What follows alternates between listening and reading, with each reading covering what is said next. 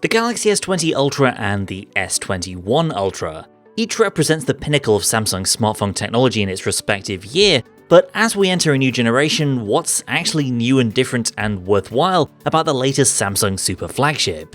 Take a sec to subscribe to Android Central here on YouTube, and we'll get stuck into the differences between the S20 Ultra and the brand new S21 Ultra.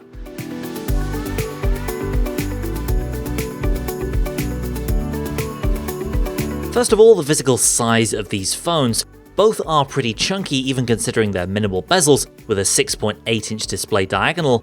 The S21 Ultra is ever so slightly smaller in all directions, but that's also probably not something that you'll notice.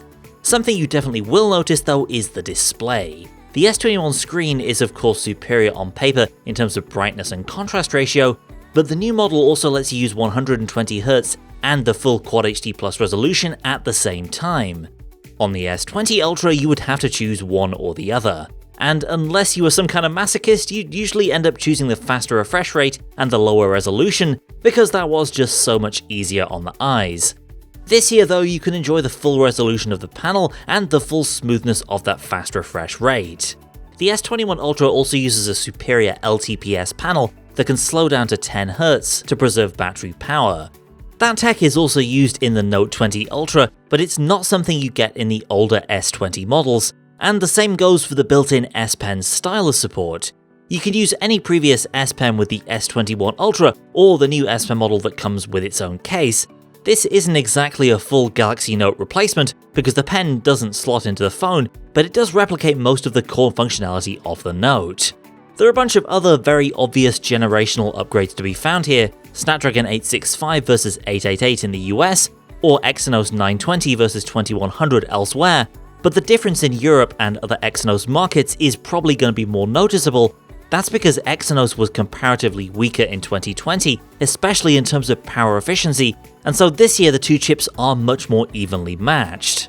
So although the battery capacities are the same on paper, 5000 mAh in both phones, the S21 Ultra should definitely deliver better longevity. And when you're buying your S21 Ultra, if you max out the specs, you'll get up to 512GB of storage and 16GB of RAM. That extra storage is worth highlighting because microSD expansion is no more in the S21 series. Unlike last year, the only storage you'll get is what's actually built into the phone.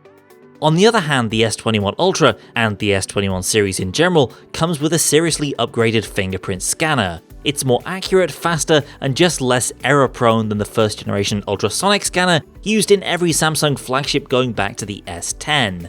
And honestly, it's probably the biggest quality of life improvement that you'll notice each time you pick up this new phone. The design here is also a point worth highlighting. The S20 Ultra has a glossy finish in colours that could be generously described as being a bit plain or even boring. I mean, seriously, how much more neutral can you get than this mid-grey colour right here? But this year, the two main S21 colours are black and silver. The former is a pitch black, murdered out matte finish, and the latter is very vibrant and eye-catching in its own right. What's also eye-catching is the way the camera module is merged into the outer metal frame now, so it's much more of a design feature and less of just an ugly protrusion through the back of the phone. And if you order your S21 from Samsung.com, you'll also get the choice of 3 more colour options that are available to buy that you won't find elsewhere. And so that brings us to the highlight of the S21 Ultra, the cameras. Last year's S20 Ultra was Samsung's first periscope zoom camera, with a 5x optical zoom level branded as Space Zoom. That slightly silly brand name has been retired this time around, and Samsung has swapped out that single zoom lens with a dual lens setup, both using a newly upgraded 10MP sensor for better low-light captures. Similar to the Huawei P40 Pro Plus last year, the S21 Ultra combines a 3x standard and 10x periscope camera for some of the best zoom shots possible, with better stability at 30x and better clarity at 100x compared to the S20.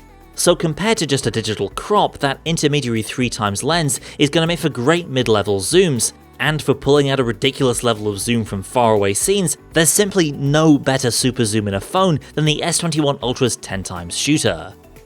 The new ultra-wide from the S21 series is also on board, and in the S21 Ultra, the 108MP sensor of the S20 Ultra camera, which had some issues with autofocus, has been upgraded with a 2nd-gen sensor and laser autofocus to eliminate those pesky focus hunting problems.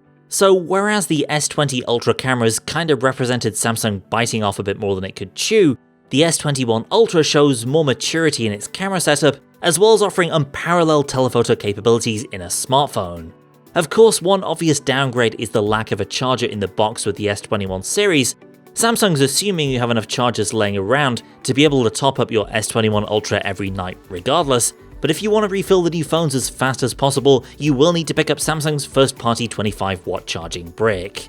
So that's what's new in the S21 Ultra compared to its predecessor. Both great phones, but with a more confident performance from Samsung in 2021 compared to last year. Let us know what you think of these two phones down in the comments below, and be sure to subscribe to Android Central here on YouTube so you don't miss our future Galaxy S21 coverage. Thanks for watching, and I'll see you next time.